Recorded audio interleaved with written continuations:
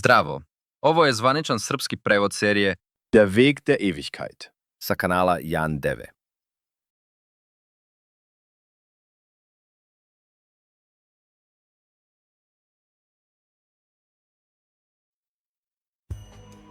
Za kraj želimo da pokažemo da Kur'an dolazi od Boga. Kao što smo već rekli, ako Kur'an dolazi od Boga, mora sadržati čuda. Kada čitate Kur'an, primetit ćete da sadrži informacije koje pre 1400 godina nisu bile poznate. Muhamed je živeo u srcu arapske pustinje, gdje nije bilo nikakve tehnologije, nije bilo ni struje, ni elektronskih uređaja, ni mašina.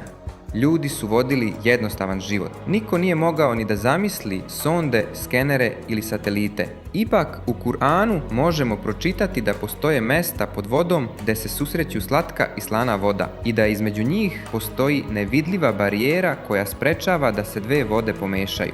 Ovo su oceanografi poput Jacques-Yves Cousteaua nedavno otkrili zahvaljujući podmornicama i uzorcima vode. Kako je neko mogao pre 1400 godina u sred pustinje znati za nevidljivu barijeru u okeanu? U Kuranu također stoji da se univerzum stalno širi. Tek 1920. godine, zahvaljujući veoma preciznim instrumentima poput moćnih teleskopa, naučnici su otkrili da se univerzum zaista stalno širi. Kako je neko mogao pre 1400 godina znati ovu informaciju? Danas znamo da su planine poput stubova i da imaju korenje. Bez planina zemljotresi bi bili mnogo češći. Zahvaljujući najnovijim otkrićima, znamo da one pomažu u stabilizaciji zemljine kore. Ko bi pre 1400 godina mogao znati da su planine ukorenjene kao stubovi i da služe za stabilizaciju zemljine kore? U Kuranu stoji da je Bog stvorio 7 nebesa i zemlju u istom broju, odnosno 7. Danas, zahvaljujući sondama koje se spuštaju ispod zemlje, znamo da zemlja ima 7 slojeva. Unutrašnje jezgro je čvrsto, spoljno jezgro je tečno, zatim slijede donji plašt, srednji plašt, gornji plašt i na kraju litosfera. Ko pre 1400 godina mogao je znati da zemlja ima 7 slojeva? Bilo bi nemoguće saznati to bez moderne tehnologije. U Kuranu se također pominje da biljke imaju pol, muški i ženski. Otkriće polnosti biljaka pripisuje se Rudolfu Jakobu Camerariusu između 1660. i 1720. godine. Kuran korak po korak objašnjava embriologiju, odnosno kako se dete razvija u majčinoj utrobi. Profesor Ketmur, dobitnik Nobelove nagrade za embriologiju u Kanadi, potvrdio je da je ovo opisano tačno onako kako je napisano u Kuranu. On je također potvrdio da ove spoznaje pre 1400 godina nisu mogle biti poznate i da su te informacije otkrivene od nečega višeg, kao što je Bog. Jedan primjer. Kuran objašnjava da fetus u određenom trenutku ima oblik poput pijavice. Kada pogledamo slike sa skenera, vidimo da fetus zaista izgleda poput pijavice i da se priključuje na zid materice slično kao pijavica. Reč koja najbolje opisuje ovu pojavu je pijavica. Može se vidjeti kako kuranski stihovi savršeno odgovaraju današnjoj nauci. Da bismo saznali ove činjenice, morali smo čekati tehnologije poput skenera i kamera. Ko je pre 1400 godina mogao razumeti razvoj embriologije? Za one koji misle da je Kuran samo kopirao znanje određenih civilizacija, treba znati da su mnogi ljudi tada i pored nekih tačnih opažanja pravili mnogo grešaka. Nemoguće je da Kuran preuzme tačne informacije iz lažnih izvora. Primjer, ako loš učenik prepisuje od dobrog učenika koji ima 17 od 20 poena, da li će loš učenik dobiti 20 od 20? Naravno da ne, jer će prepisati i dobre i loše odgovore, pa će i on dobiti 17 od 20. Dakle, ako je Kur'an navodno kopirao znanje civilizacija, kako je moguće da izlaže istinu iz lažnih informacija? Osim toga, te civilizacije su imale samo pretpostavke, dok Muhamed potvrđuje da je siguran u sve što prenosi. Kur'an sadrži više od 500 stihova koji se odnose na nauku i oni su bez grešaka i kontradikcija. Današnja tehnologija nije dokazala suprotno, već je potvrdila da su svi naučni stihovi u Kur'anu tačni. U Kur'anu se također kaže da mravi govore. Ovo je potvrđeno 2009. godine uz pomoć jakog mikrofona. Čovjek ne može čuti zvuke mrava običnim uhom. Danas znamo da je u većini zemalja zabranjeno prekidanje trudnoće nakon 3 do 4 meseca, jer nauka tvrdi da nakon 4 meseca beba počinje da živi i da je to smatrano zločinom. U islamu stoji da Bog udahne dušu u telo bebe posle 120 dana, to jest nakon 4 meseca. Ovo se poklapa sa naučnim saznanjima koja pokazuju da u tom periodu počinju znaci života bebe. Da bismo ovo znali, morali smo čekati razvoj skenera, MRI uređaja i minijaturnih kamera, ko je pre 1400 godina znao da beba počinje da živi tek nakon 4 meseca. Danas znamo da je svemir na početku bio jedna jedina masa koja je eksplodirala, što danas nazivamo velikim praskom.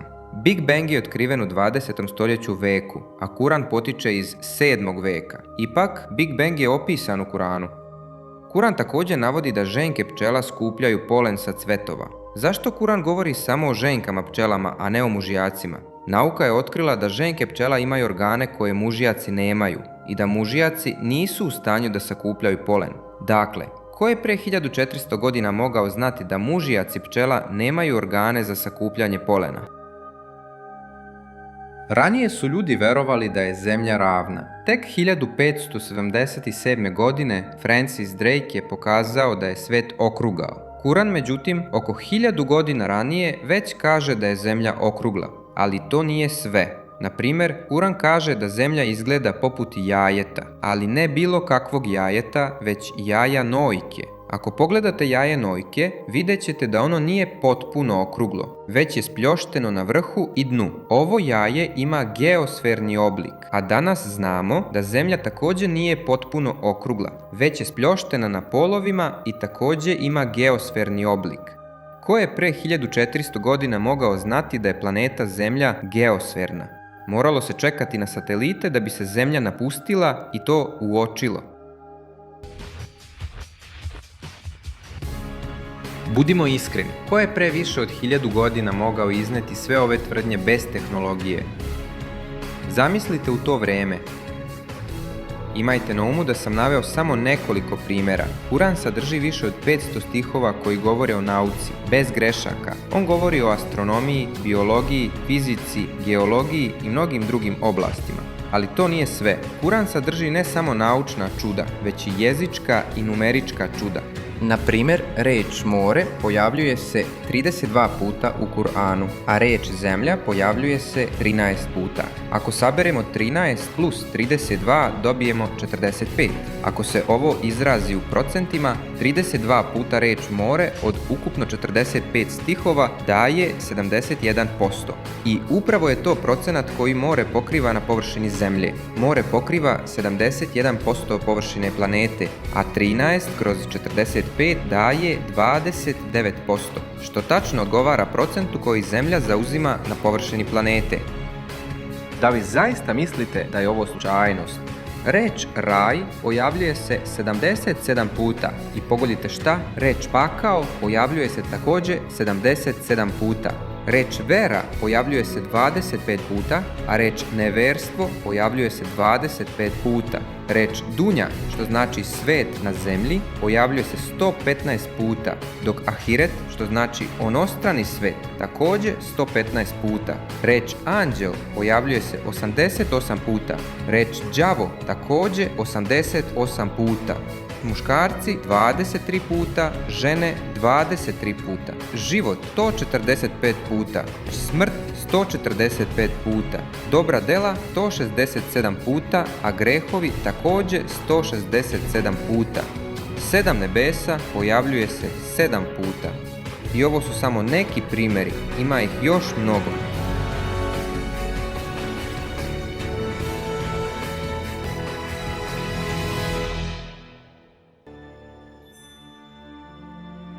Kur'an je neuporedivo lep u originalnom jeziku, to jest na arapskom. Otprilike polovina Kur'ana je u rini.